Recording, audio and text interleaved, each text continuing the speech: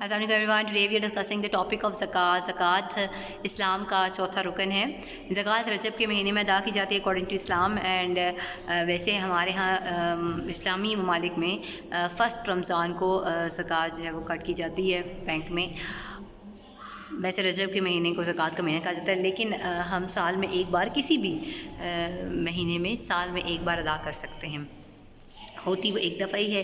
اب نصاب کیا ہے؟ صاحب نصاب کون سا مسلمان ہوگا صاحب نصاب جس پر زکوٰۃ فرض کی گئی ہوگی. تو نصاب دیکھ لیتے ہیں جی کہ کس طرح نصاب فکس کیا جاتا ہے. 7.5 تولہ اگر سونا ہے، 7.5 تولہ سونا ہے کسی مسلمان کے پاس، اور یا پھر 52.5 تولہ چاندی ہے، یا اتنی ہی اماؤنٹ کا جو یہ ہمارے پاس ہے اسی برابر جتنا 7.5 تولہ سونا ہے یا پھر 2.5 چاندی کے مطابق اگر ہمارے پاس کوئی کیش ان ہینڈ ہے یا کوئی بھی روپیہ پیسہ ہمارے پاس موجود ہے، تو پورا سال اس آدمی نے یا کوئی بھی بندہ ہے اس نے اس کو استعمال کیا ہے یا اس کے پاس موجود تھا، تو وہ بندہ جو ہے وہ صاحب نصاب کنسیڈر ہوگا، صاحب نصاب مسلمان کنسیڈر ہوگا، اور اس نے زکوٰۃ دینی ہے. زکوٰۃ کی دو طرح کی ٹائپس ہوتی ہیں، دو طرح کی اقسام ہوتی ہیں. ایک ایکسپوزڈ ویلتھ یعنی ظاہری دولت ہوتی ہے، اور دوسری ان ایکسپوزڈ ویلتھ یعنی غیر ظاہری دولت ہوتی ہے. ان پر پھر آگے ہم نے زکوٰۃ دینی ہوتی ہے. ٹھیک ہے. اب ایکسپوزڈ ویلتھ کون سی ویلتھ ہوتی ہے، لیٹس ڈسکس.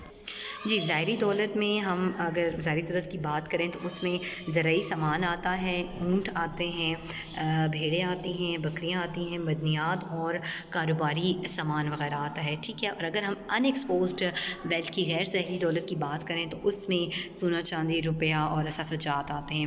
ان پر یہ دو طرح کی جو اقسام ہیں، ظاہری دولت اور غیر ظاہری دولت، ان پر ہم نے زکوٰۃ دینی ہوتی ہے اگر انسان صاحب نصاب ہے.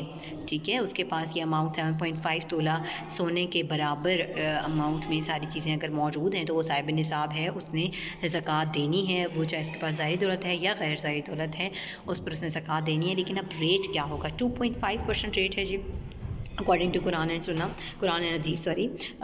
قرآن حدیث سے یہ کلیئر ہے کہ جی زکوٰۃ آپ نے دینی ہے 2.5%، یا جو بھی اماؤنٹ آپ کے پاس موجود ہے اس کا 40واں حصہ آپ نے لینا ہے، اور اس پر آپ نے مطلب جو بھی آپ کے پاس اگر پیسے ہیں تو ان کا 40واں حصہ آپ نے زکوٰۃ میں دے دینا ہے. اب زکوٰۃ جو ہے وہ جو زیر استعمال چیزیں ہیں ان پر نہیں ادا کی جاتی. ٹھیک ہے. جو زیر استعمال چیزیں جیسے کہ مشینی آلات ہو گئے، کوئی بھی خام مال ہے، کارخانے کی عمارت وغیرہ، ان پر زکوٰۃ نہیں دی جاتی.